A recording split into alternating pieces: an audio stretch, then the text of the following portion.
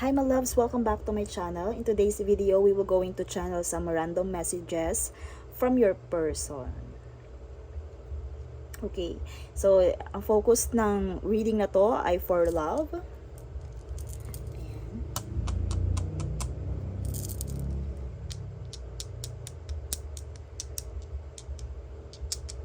So this one, these two crystals are for love, for self-love, self-care. Always remember, when you see pink and green, your guides or your heart are telling you to focus on your heart or your heart desires, kung ano ba yung kailangan ng heart mo. And now, ano ba yung focus ng messages na to? Since na ito ay random, let's start with attraction.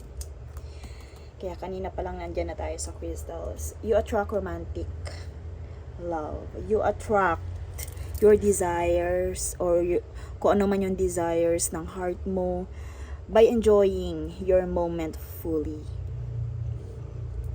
You are calling to enjoy every moment in your life. Baka masyado kang nagpo-focus doon sa ideal na love na gusto mong maramdaman. But sabihin natin yung romantic love life yun na gusto mong maramdaman. But these quartz, rose quartz, are telling you to focus then doon sa sarili mo. Kung paano mo minamahal ang sarili mo, ganun mo maa-attract yung taong para sa'yo. So, ito din ay pwedeng gustong sabihin ng taong may message na to sa'yo.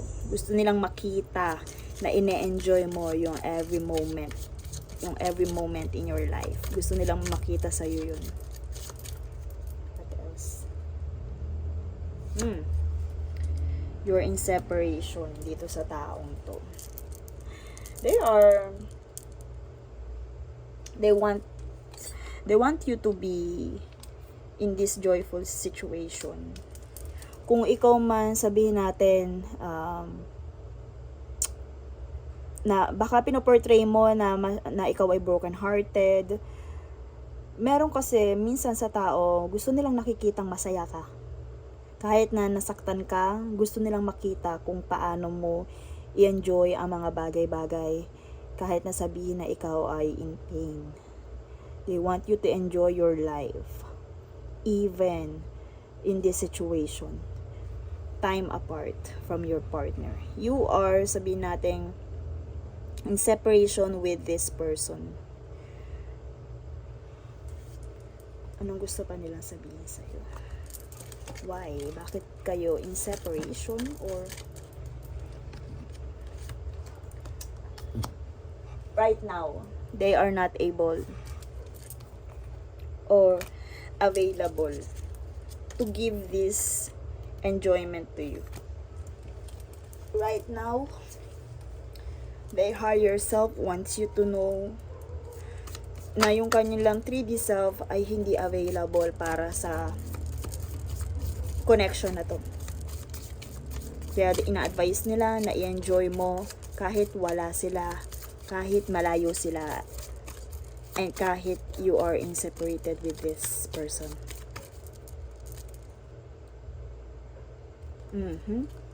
Okay, finding out the truth question. Maybe nasaktan nyo ang isa't isa. They are not available. They are affected. Kung ano man yung na-find out nila. Pwede hindi ito tungkol sa inyo, sa inyong dalawa.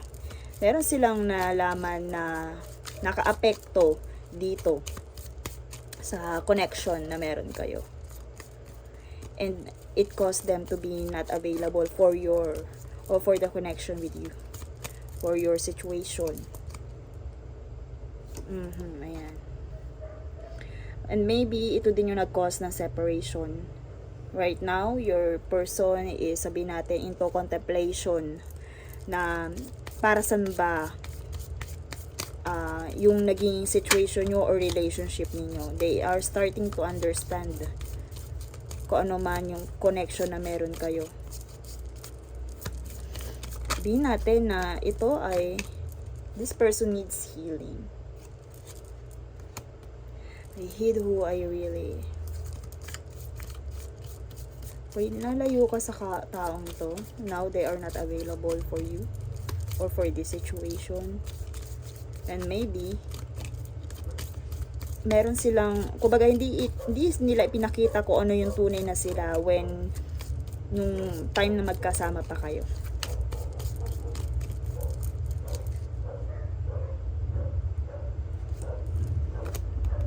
But this person standing their ground, kailangan nila tong gawin.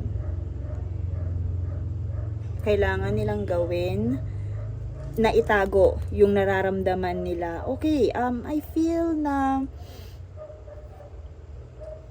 hindi talaga totally, I feel na itong taong to ay nakaapekto sa'yo before, sa past, na sabihin natin sadness, and they want you to be happy without them.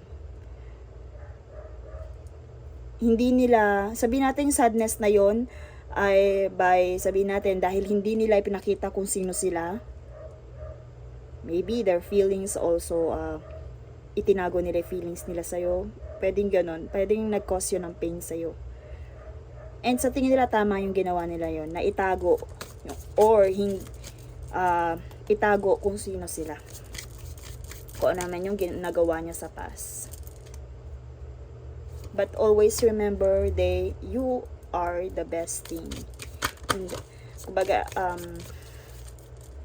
hindi lahat ng taong nakakasalamuha nila ay kagaya mo. They love you, but they are not available right now. They are admiring you. Kasi kung love ka nila, siguro gagawa sila ng paraan para maging available. Diba? Bakit, during this separation time, ano ba? Ano ba talaga yung hatid ng separation na yan? Sila naiintindihan nila right now. Maybe they are healing, they are progressing, but always remember na dapat ikaw din. Dapat maintindihan mo yung connection na to.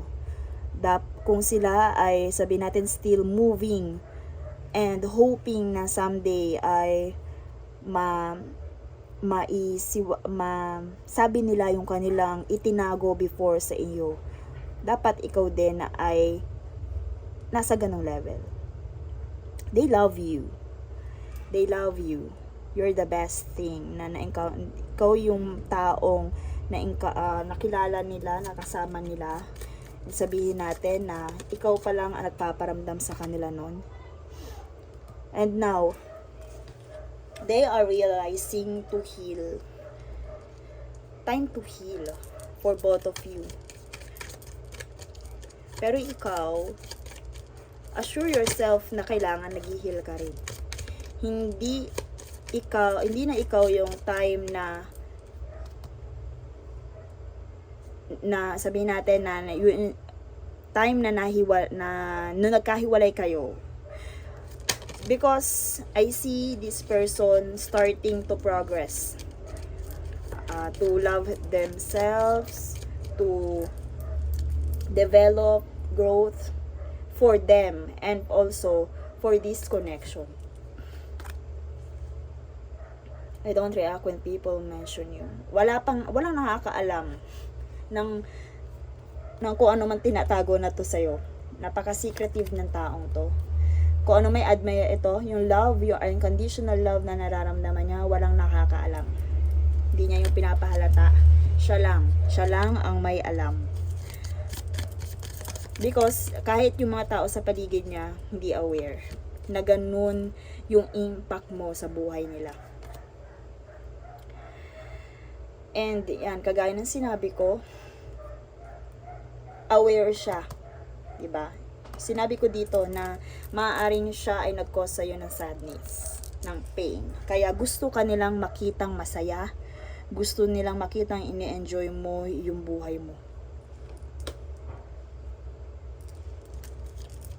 I'm sorry.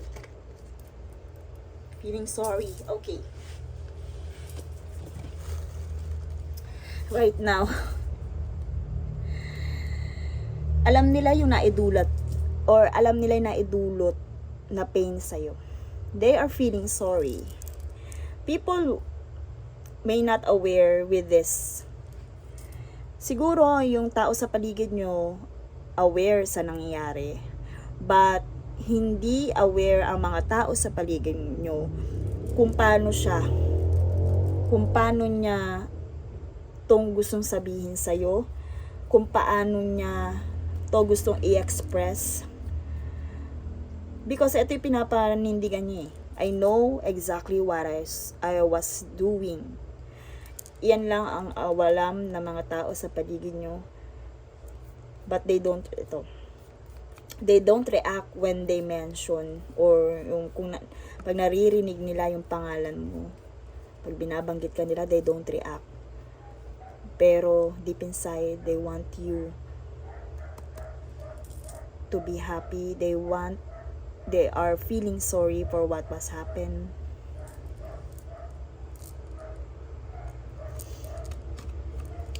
Maybe nakakaramdam ka ng galit sa taong to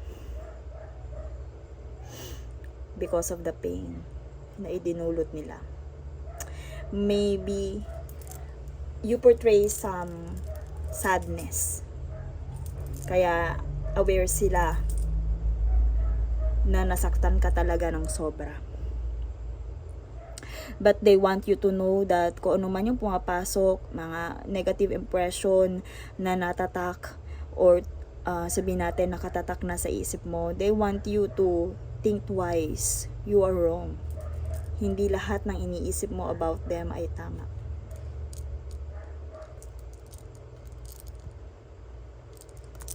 You are wrong. Maybe iniisip mo na kaya niya yung nagawa dati sa past, pinaglaruan ka lang niya. Kaya itinago niya yung nararamdaman niya sa'yo. Itinago niya kung sino man siya towards you.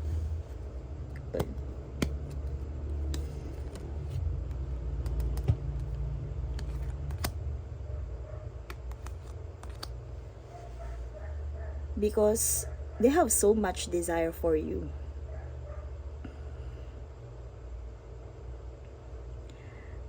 Kaya niya sasabing mali ka kasi hindi niya talaga pinakita kung ano man yung tunay niyang nararamdaman sa'yo. Hindi niya pinakita kung sino siya. Hindi din niya yung pinapakita sa paligid niya. Kaya may mga bagay na pumasok sa isip mo na gusto niyang sabihing mali ka sa iniisip mo. Gusto ka niya. Pwedeng pumasok sa isip mo na hindi ka niya gusto, pinaglaruan ka niya. They want you to know na they have so much desire for you.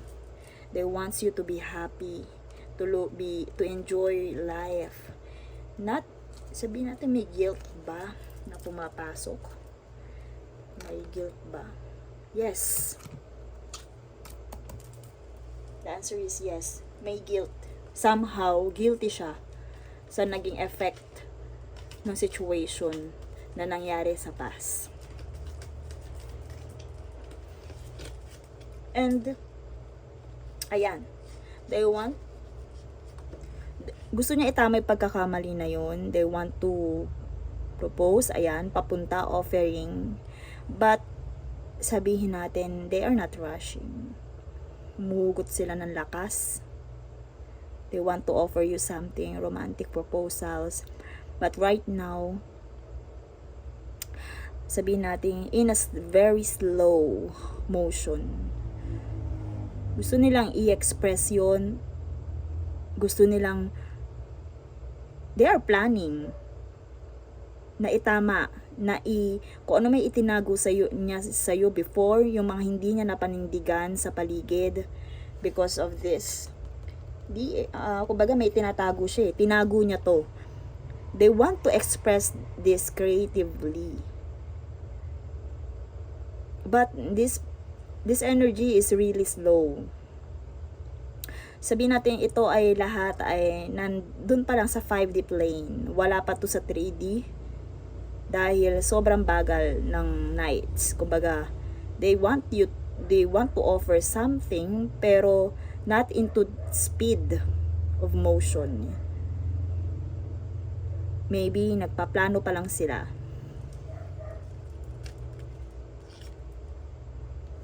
Because they are afraid, they are terrified for something. They want to gather some confidence. They want to ano bang nararamdaman niya right now?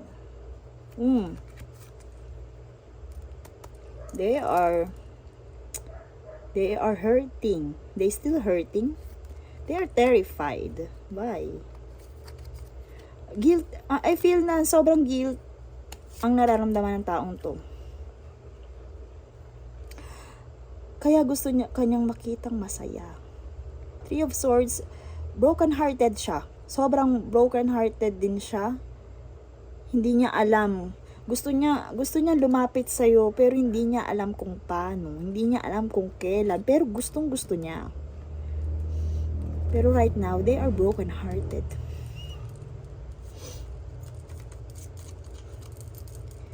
They are broken-hearted. They feel the pain. Dadalawang isip sila. Kung gagawin ba nila to ngayon o hindi. They are broken-hearted. Pero ito, hindi ko gusto yung ganitong energy when it comes to love. Because this is indecision. Hindi pa nila alam kung ano yung gagawin nila towards this situation.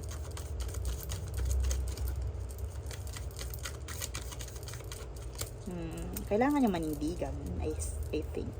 And eto, as a friendly advice from your friend in this platform, hanggat hindi nila ginagawa to, huwag ka munang sabihin na enjoy mo lang, dito ka mag-focus. Huwag mo siya masyadong isipin hanggat hindi niya to ginagawa. Kailangan siya ang gumawa. Kasi indecision siya eh. Pag ikaw yung unang umaksyon or meron kang ginawang something, sabihin natin biglang nagbago isip mo, lumapit ka sa kanya, this person maybe hindi pa ready, 'di ba? Dapat mapagdesisyonan niya, sa kanya mismo magmula. But always remember, special ka sa taong to. May mga bagay lang na sabihin natin baka matagal talaga siyang magdesisyon or nahihirapan siyang magdesisyon. Ayun. Lumitaw din kung bakit siya broken-hearted. Maybe natatakot siya. Aware siya na may ikino siyang pain sa'yo. And gusto niyang lumapit sa'yo to assure that, pero nagdadalawang isip siya.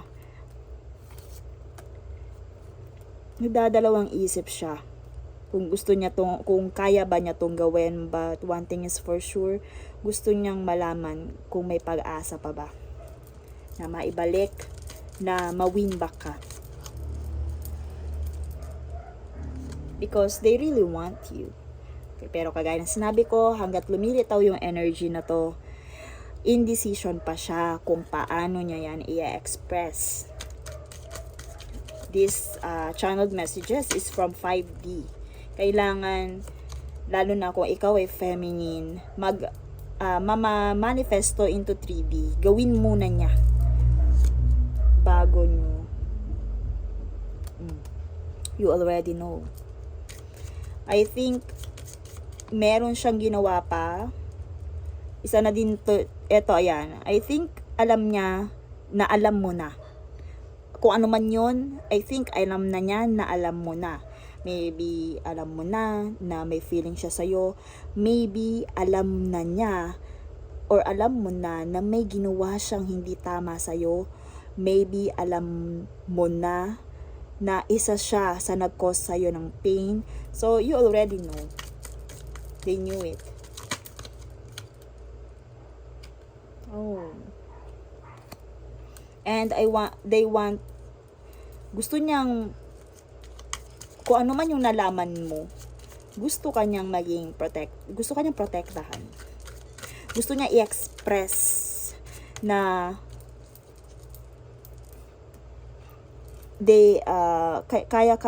gusto niya i-express yung support niya sa'yo, yung pagmamahal niya sa'yo, or yung feelings niya sa'yo na itinago niya before. Pwede yun.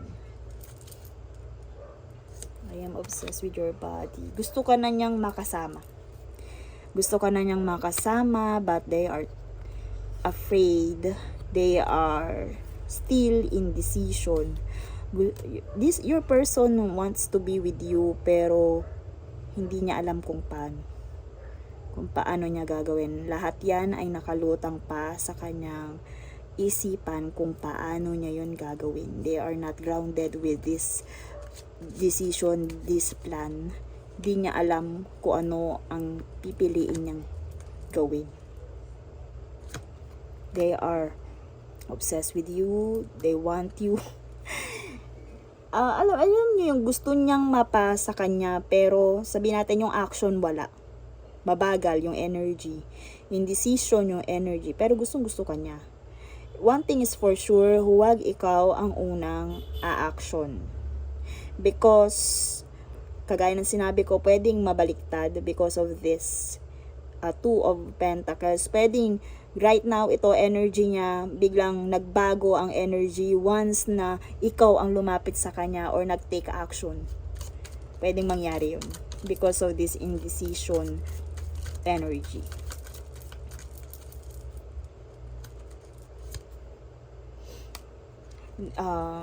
They are emotionally into you. Ikaw yung nagkokos sa kanya ng weakness, ng emotional roller coaster sa kanya. Every time na naririnig niya ang pangalan mo, emotionally affected siya, pero hindi niya yun ipinapakita sa paligid or even sa'yo.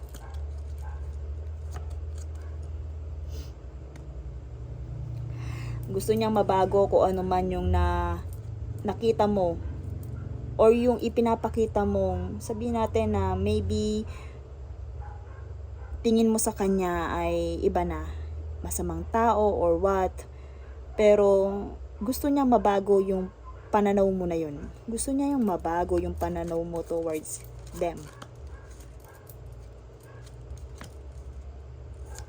They are desiring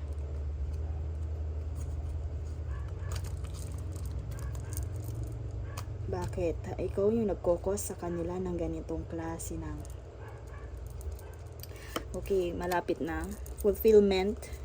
Oh, sense, okay, they are desiring you. Ayan, they are addicted sa'yo. Iba ang pakiramdam niya nung time na present ka sa buhay nila.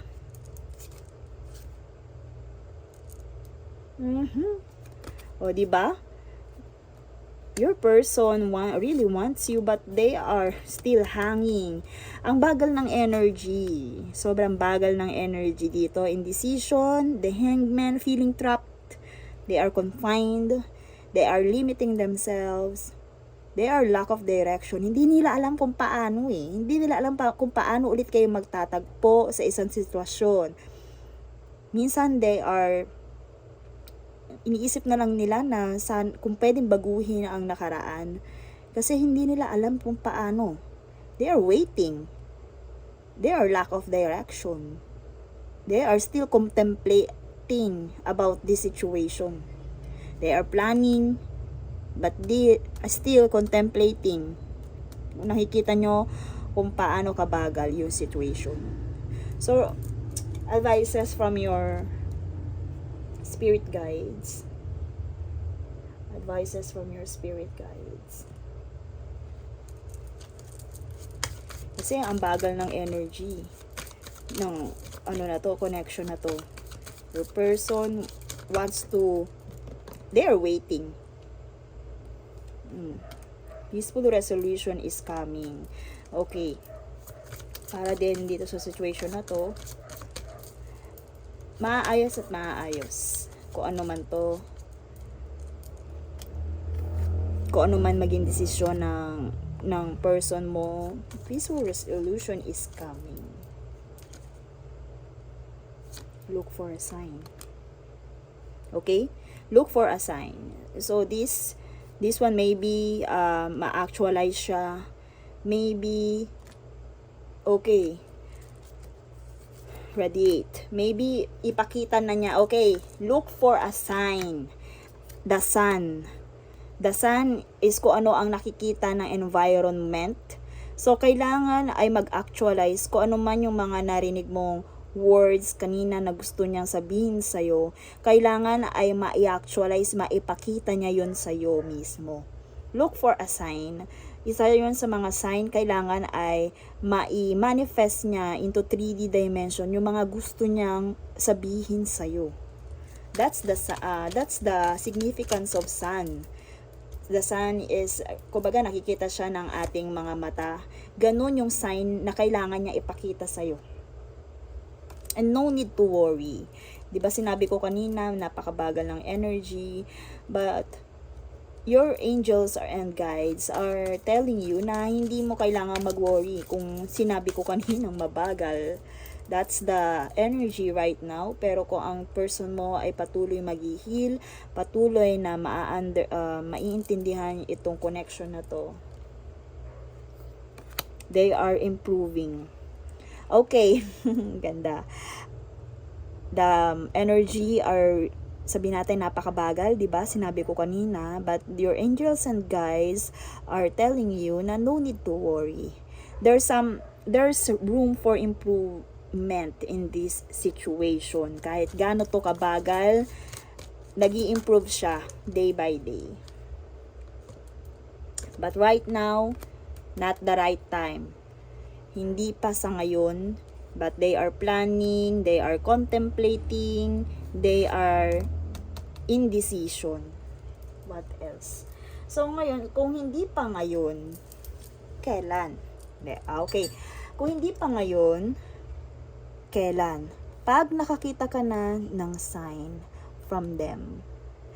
Pag nakita na niya to or nakakita na kayo ng sign na nagmanifest into 3D. And habang wala pa yung mga sign na to, your angels and guides want you to do with yourself is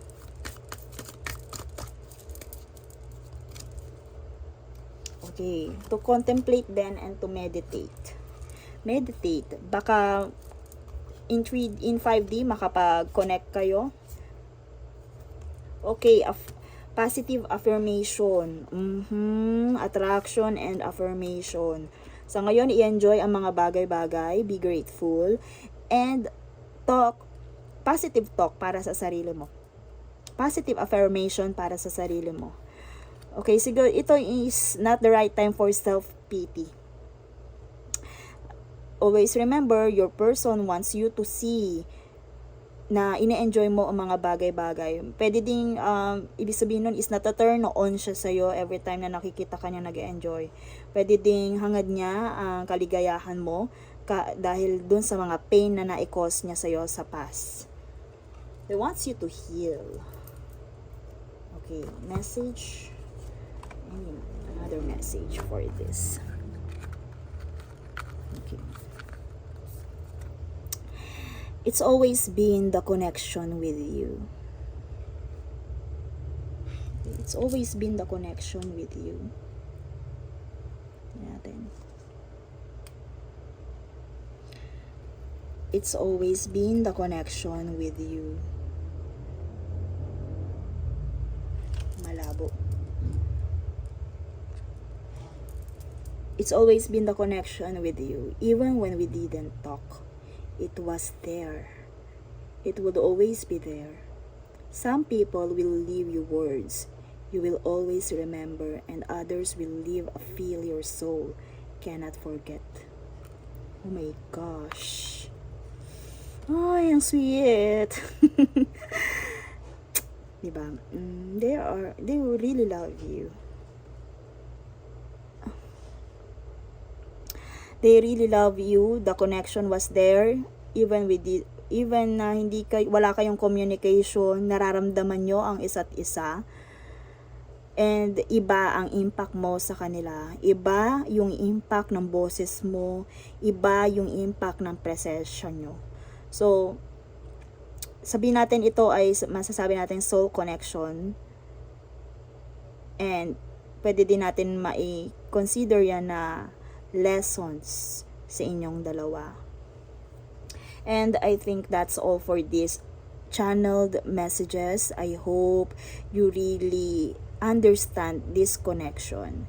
And see you in my next one.